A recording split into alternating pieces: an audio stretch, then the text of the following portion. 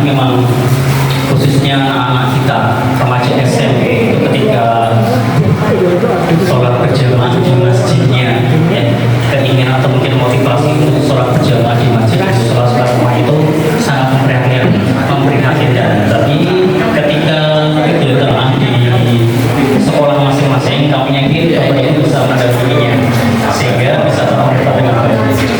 Dari situlah yang menjadi dasar bagi kami Sekolah Desa Sleman untuk membuat sebuah program di mana kami bisa tetap memantau kegiatan ibadah putra putri kami, khususnya ketika ada di lingkungan rumah, yaitu minimal untuk kegiatan sholat dan juga pendampingan ketika mereka bersosialisasi di masyarakat. Karena di sini nanti yang kami nilai, yang kami rekap itu tidak hanya kegiatan sholat berjamaah di masjid dan musola sekitar rumah saja, tapi juga kegiatan-kegiatan sosial seperti berangkat ke pengajian, kemudian ikut kerja bakti dan lain sebagainya, itu kami jadikan sebagai nilai plus bagi mereka.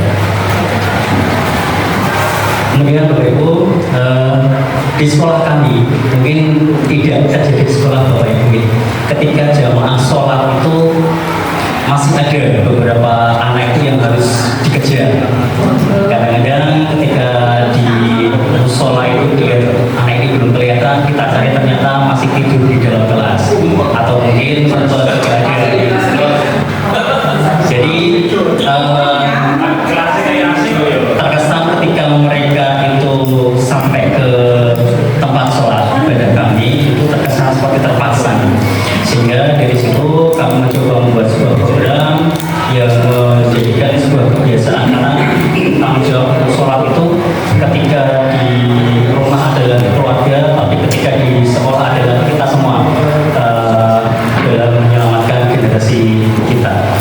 Kemudian hipotesis awal kami adalah praktik ini yang dianggap sangat dibutuhkan karena dampaknya cukup signifikan pada anak kita, khususnya ibadah yang disiplin, baik waktu maupun jamaah atau di tempatnya. Selain itu nanti akan menimbulkan suatu sinergitas atau kolaborasi antara sekolah dengan orang tua, khususnya dalam hal pendampingan ibadah putra putrinya. Sementara untuk pemantauan ketika berada di rumah, karena kami juga tidak mungkin mendampingi anak-anak kami 24 jam.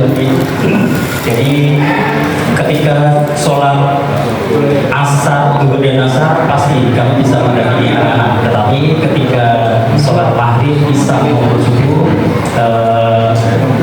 kami perlu laporan dari orang tua dan siswa itu sendiri. Makanya kami mewajibkan untuk anak-anak kami di program kepamuan ini untuk mengirimkan jejak digital mereka ketika sedang sholat di masjid atau sholat di sekitar rumah mereka. Bapak Ibu, dengan kondisi yang ada, kami setiap awal tahun ajaran melakukan screening kegiatan ibadah anak-anak kami. Karena mulai dari kelas 7 ini untuk hasil screening kami di kelas 7 tahun 2024-2025 kemarin, di mana untuk anak yang tertib sholat berjamaah itu tidak ada separuhnya, yang belum banyak, dan yang tidak pernah sholat pun ternyata juga ada. Itu kami masukkan di bagian yang jarang atau tidak pernah. Kemudian support dari orang tua dan sholat berjamaah di masjid itu memang sungguh memprihatinkan. Jadi kurang dari sepertiga anak kami yang aktif untuk sholat di masjid, karena salah satu juga tidak ada support dari orang tua.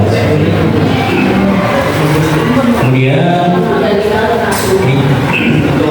tujuan yang utama ini yang sudah kami sampaikan di awal, yaitu sebagai proses pembelajaran karakter baik untuk siswa melalui pendampingan ibadah. Harapannya nanti ada kolaborasi dan sinergitas antara orang tua siswa dengan sekolah dalam pendampingan ibadah putra putrinya, yang nanti harapan kedepannya siswa akan mendapatkan kesadaran hadir secara pribadi, jadi tidak perlu dikejar-kejar lagi dan menyatakan bahwa itu adalah suatu kebutuhan bagi mereka.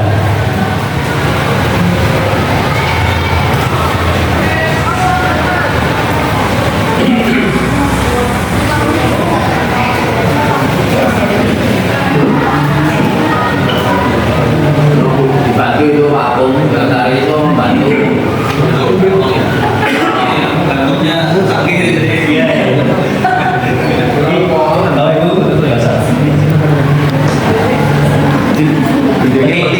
jadi secara biasanya seperti halnya kegiatan perdagangan siswa yang dulu pernah dicanangkan oleh pemerintah kita. Setiap Bapak Ibu guru kami dan karyawan akan mendampingi antara 13 sampai 15 siswa.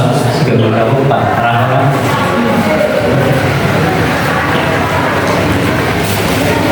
Kami nantikan ini setiap guru dan karyawan akan mendampingi masing-masing 13 sampai 15 siswa karena di tahun-tahun sebelumnya itu kegiatan perdagangan ini dibebankan ke wali kelas.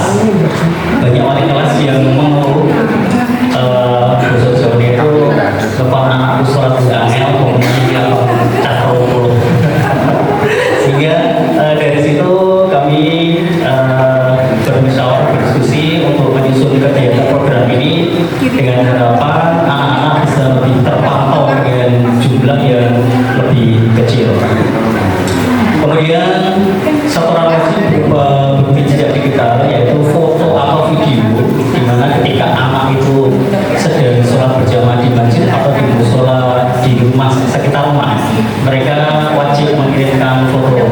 Kami targetkan minimal sehari sekali, entah itu sholat maghrib, sholat isya atau ketiga-tiganya sekalian dengan sholat subuh. Ketika ada yang ngirim sholat subuh itu ada poin plus tersendiri untuk anak-anak. Kemudian di sini guru pamong juga diminta untuk memantau siswa yang didampingi dalam melaksanakan kegiatan sosial di masyarakat, baik itu kegiatan sosial yang berupa mendatangi pengajian atau mereka bakti, gotong royong atau rapat kemudaan, itu mendapatkan nilai plus tersendiri bagi siswa. Sudah kami rekap 3 bulan terakhir ya, karena programnya di awal Al-Azhar kami mulai di bulan Agustus, kemudian kemarin 2 minggu kemarin itu kami direkap dan kita coba cari hasilnya seperti apa dengan testimoni dan sebagainya. Di sini cukup efektif karena siswa setelah beberapa minggu berjalan itu ternyata siswa sekarang menjadi lebih enjoy. Awalnya memang ada rasa malu, canggung karena mungkin belum terbiasa asing dengan masjid nih. Tapi lama-kelamaan awalnya memang terpaksa, tapi lama-kelamaan dengan support dari Bapak Ibu guru pamong juga dari orang tua, akhirnya lama-kelamaan anak menjadi terbiasa dan tidak canggung lagi. Harapan dari orang tua memang program ini bisa terus berjalan untuk dimonitor sampai anak tersebut terus dari SMP menjadi satu SMA minimal. Tapi kalau itu masih mau lanjut lagi dipersilahkan. Baik, untuk tantangan yang kami hadapi selama melaksanakan program, yang pertama komunikasi yang intens 2 arah untuk siswa. Meskipun kami buatkan grup untuk masing-masing grup pamong dengan siswa, tetapi ternyata untuk komunikasi langsung itu sangat susah. Kami harus japri, kami harus telepon dengan banyak alasan dan rata-rata itu alasannya karena tidak punya kuota gitu. Alasannya seperti itu. Dan juga ada beberapa kegiatan yang menjadi kegiatan rutin bagi anak-anak tetapi tidak mendukung program kepamongan kami. Contohnya adalah ketika anak itu berlatih atau dalam reward sederhana untuk siswa dengan capaian terbanyak.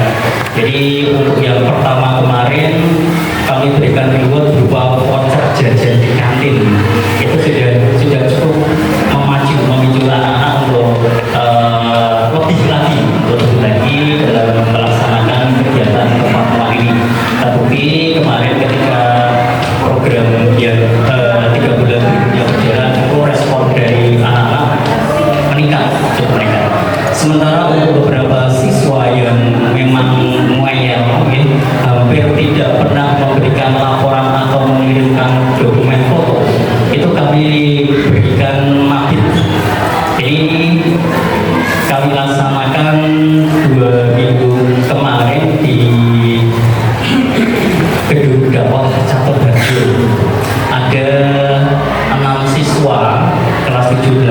dari kelas 7, 8, dan 9 yang harus kami dampingi untuk mafid menginap ini baru dengan persetujuan orang tua. Dan alhamdulillah anak-anak ini semuanya setelah dilaksanakan mafid progresnya cukup bagus, karena ada punishment juga nanti ketika masih menunggu lagi di 3 bulan kedepannya nanti untuk mafidnya akan lebih lama lagi seperti itu. Untuk refleksi dan dampak hasilnya di sini mayoritas siswa dari Pekalongan itu kalau ada yang berlomba banyak-banyak setoran foto ketika mereka sedang jaman di masjid atau di musyola. Kemudian siswa juga menjadi terbiasa untuk berinteraksi dengan masyarakat, dengan jemaah yang lain ketika mereka sholat di masjid atau di musyola.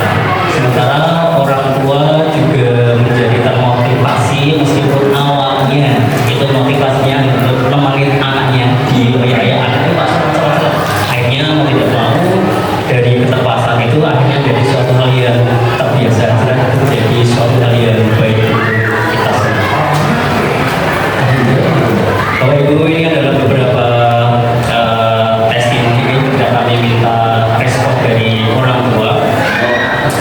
Tidak bisa kami tampilkan semua karena besok kami minta setiap orang tua itu untuk memberikan testimoni. Ada yang ngecap, ada beberapa hal yang saya minta untuk membuat video, dan salah satunya ini.